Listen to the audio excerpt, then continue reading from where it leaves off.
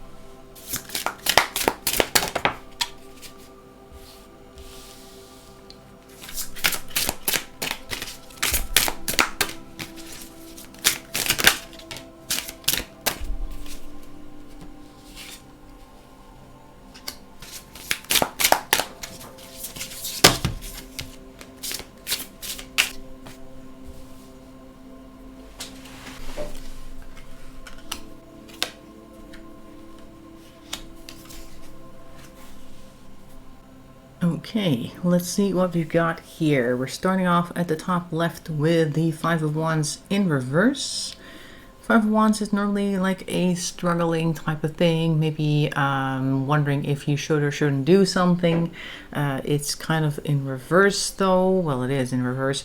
So I'm thinking, also combined with this Two of Swords, that it's like something that they we're considering, and this looks like we're starting off with the perpetrator point of view here. Like somebody is kind of struggling with something that they want to do, and they're kind of thinking, should I or shouldn't I? Is this a bad idea? And this is definitely somebody who has spent some time alone, and they may have actually held off the urge to commit such a crime, because it does look like they violated Kirsty at that dog walking area. Of course, the medical researchers couldn't actually see much about that because, of course, her body had decomposed quite badly in the hot summer sun.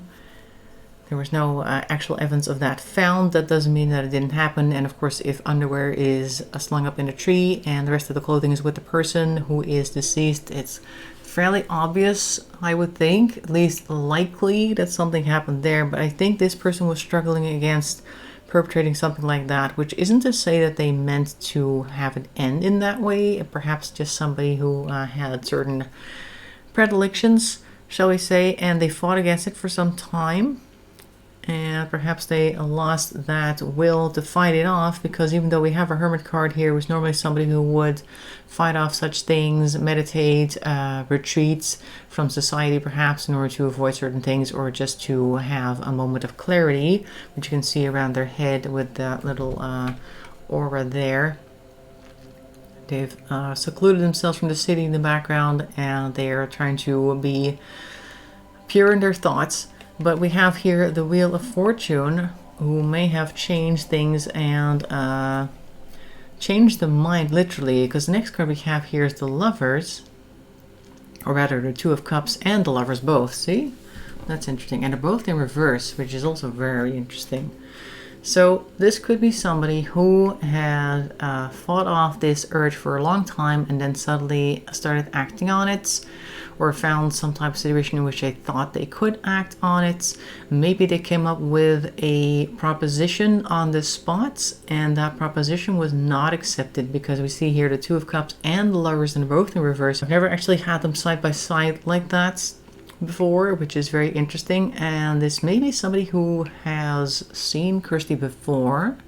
And I think this kind of looks like somebody who knew of her, perhaps had seen her a couple of times in the area. Maybe somebody, like if you have a dog, you tend to walk a certain route and you tend to encounter somebody fairly regularly. You recognize them, at least I usually recognize people by their dogs when I'm walking. But okay, so somebody who may have been on that route, who had seen her before, they may have said hi, they may have had like a small talk thing at some point when the dogs were playing, something like that. Like it seems like that, like somebody who thought that maybe she would accept a proposal, because it is a person who thought that perhaps they could share this moment together.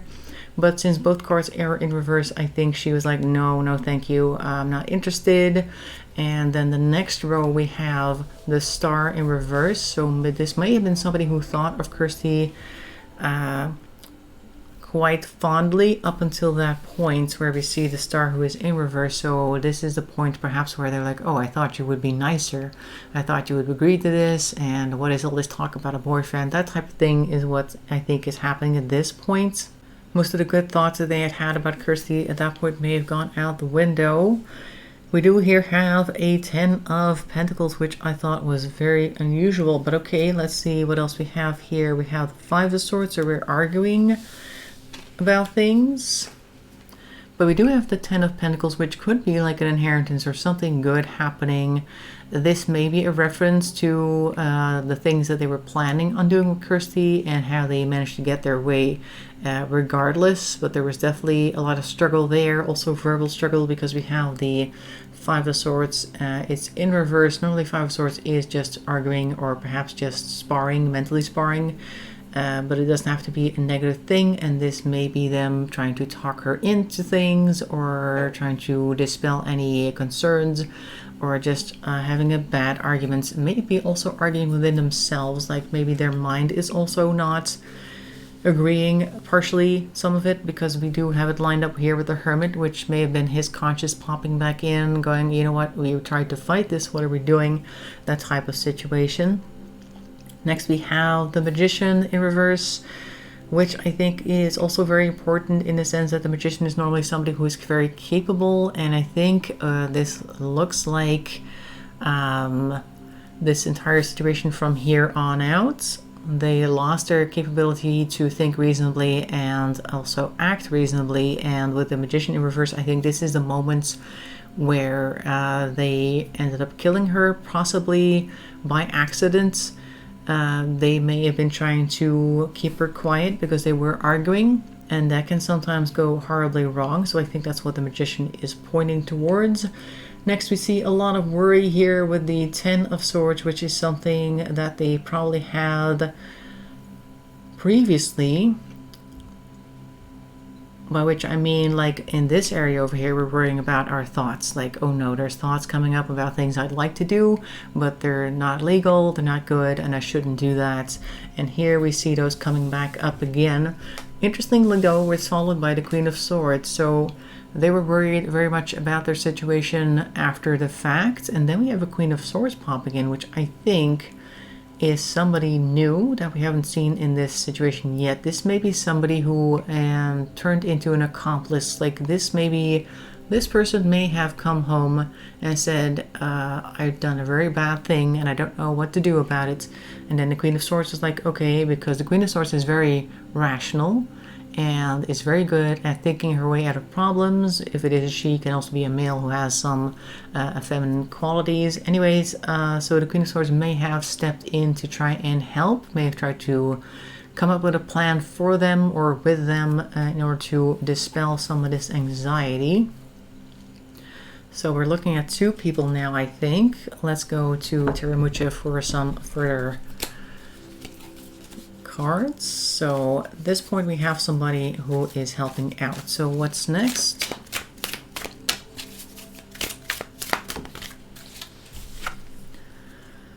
The Five of Swords in reverse again. So even though they are trying to help them out, I think there is still a lot of struggle between them. Like it's a very tall order to ask somebody to help you hide somebody whom you've accidentally murdered. So I'm thinking that even though they were helping them out, there was definitely a lot of struggle between them, and it was not something that went very smoothly. Okay, next card we have the Six of Cups in reverse, but they probably helped out because there is a connection to the past. And they perhaps thought that there was some type of loyalty, family loyalty probably, that they needed to maintain, and that is why they did help out regardless. So what else can we see?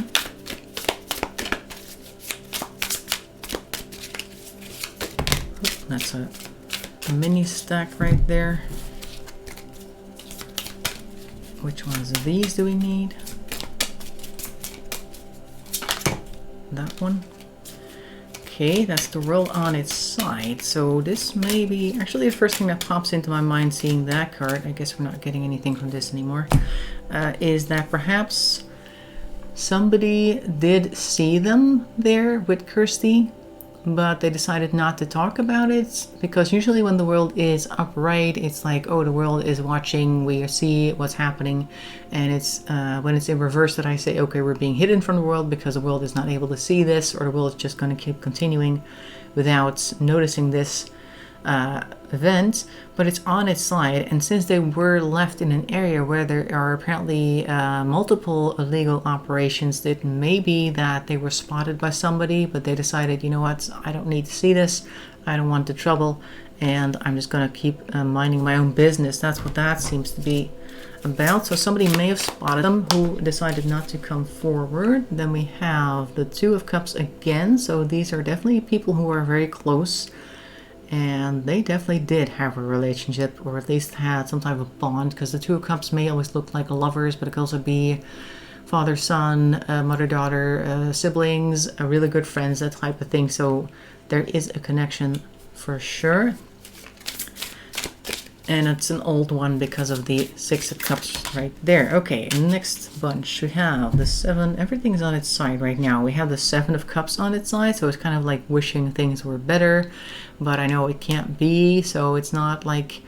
Normally when it's in reverse, I would say, okay, there aren't really things to wish for, there's nothing that I can do. And upright, of course, wishing for things, hoping that there are more options than this, but it's on its side, and this may be wishing that there were more options, but I think it's definitely not something that they really considered possible. Like, you wish things were different, but you know that they're not, that type of thing. And we have the Three of Cups here, which is a working together, usually a harmony type of card. So this at least put a strain on their relationship, these two working on this. So I think also afterwards they had this communal burden to carry as well with the 10 of Wands that just popped up, but also their relationship was strained, even though it was a fairly strong bond at the start and something that's probably unbreakable. So I am thinking this may be somebody who is related and has some type of family loyalty, and they don't want that to change. Like I said, a lot of burden to carry together. And we also have the 8 of Swords in, well, not in reverse, on its side, which I think is also connected to the 8 of Wands, or the 10 of Wands, sorry. 8 of Swords is a mental entrapment, and I think they know their way out of it. They know they could like step out of this agony, mental agony, if they were to report it, but they just can't, or they just don't want to due to the strong bonds that they have. I think this is the first time that I had 5 cards on the side in one reading, but okay, that's interesting. So that's them, but are we going to find out who they are eventually? Because somebody does need to be held accountable. Are we going to see them exposed, these perpetrators?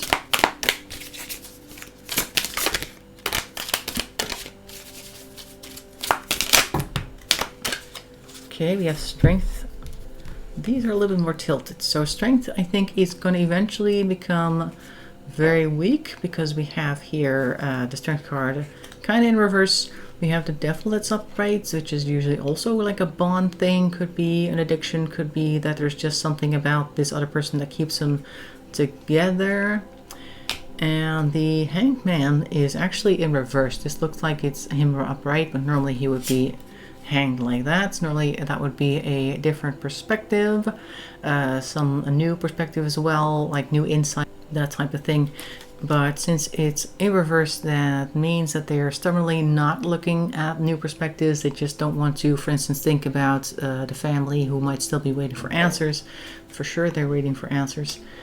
And we have again the Queen of Swords in reverse. That might be that this is the person who is starting to turn, or may turn at some points, because it is quite a burden to carry, and they might eventually give that up because it's becoming too much, or there's some type of addiction going on here that's making them lose strength, which is now going to perhaps let go of the perspective that they used to hold. Like they used to have this idea of, I have to support this person because if this and that happened, if it came out, then that would be much worse, la la la, that type of thing. And I think that they're starting to let go of that, and perhaps also being a bit more enlightened, because we do see this aura around their head, like they may have come to new insights, or they might come to new insights, which might make them rethink their position. And what else do we need to know?